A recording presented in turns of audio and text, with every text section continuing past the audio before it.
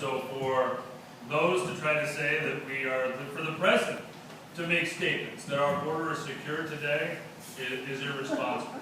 There are still areas that have tunnels. There are still areas that have no fence at all. And while I do agree that it has been improved, and the San Diego area was one of the worst areas, it has been improved today.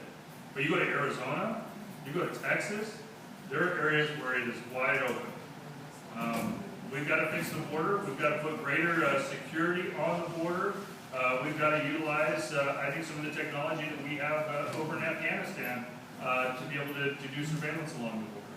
But we also have to have internal security. You know, just securing the border does not solve our problem.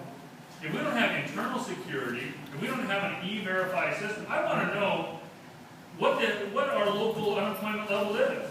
I want to know that before somebody is hired, that an American always had the first priority for that job. And I think it's important to have an E-Verify system, not only to do background checks, but to verify what the job is. To be able to make sure that the person who has a job is paying taxes. To make sure that they're not getting additional benefits somewhere else. I want to see a fair and lawful process.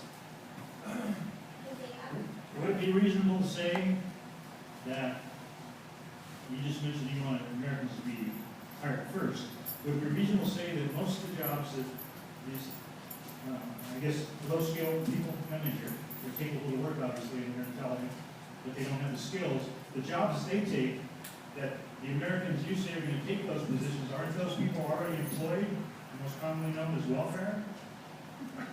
You don't have to answer.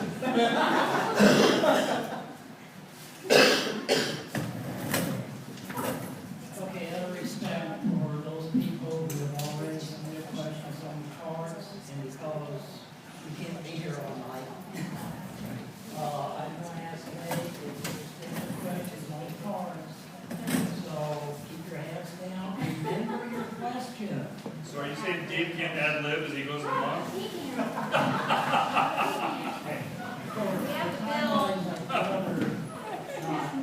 Now, if there's time after these questions are answered, Excuse me, answer that question about the bill. okay. The Enlist Act is HR 2377. If you'd like to look it up, please feel free to. Lots of information on our website. We got the message. Okay. I'll do my job. So remember your questions, write them down wherever you need to do, and if there's time, I will ask the questions later, and Congressman will still answer.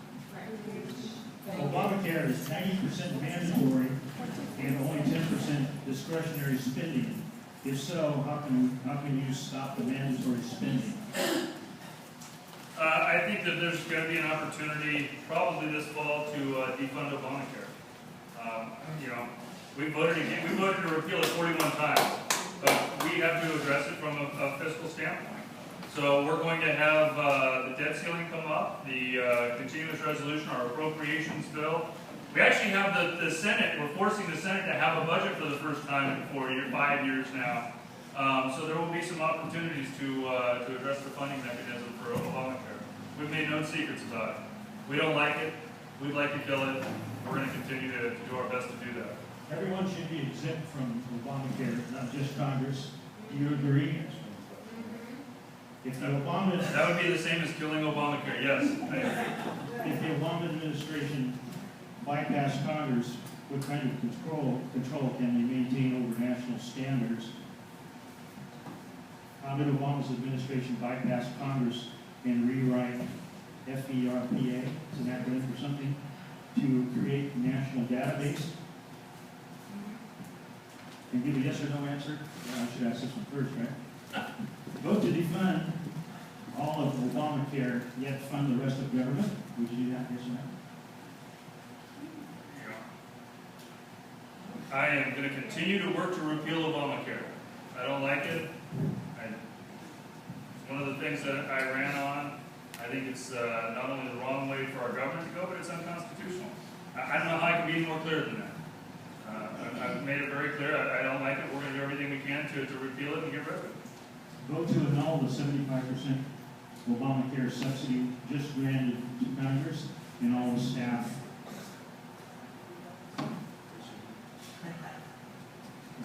I think the president has been very creative to create an issue here. To get off all of the talk about the NSA, and the IRS, and Benghazi, and so many things that are really important to people, to actually change and take our staff's health care and switch it to Obamacare. I think our staff as federal employees deserve some type of health care, but I don't take it. I've never taken government health care.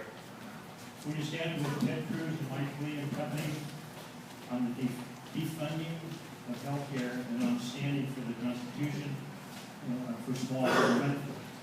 Yes, are they going to submit a Senate bill and hold a hearing on it? Because usually when I put a bill out there, we do it in the House, and I appreciate my good friend Mr. Cruz's advice for the House, but he's more than welcome to submit a bill in the Senate. What have you done, or what are you planning to do about the NSA spying and data harvesting?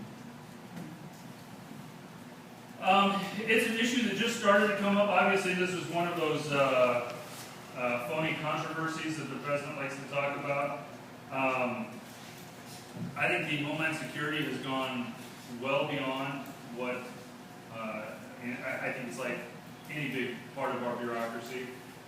You started off with good intentions, and it continues to balloon and to grow and to do things it's not supposed to do.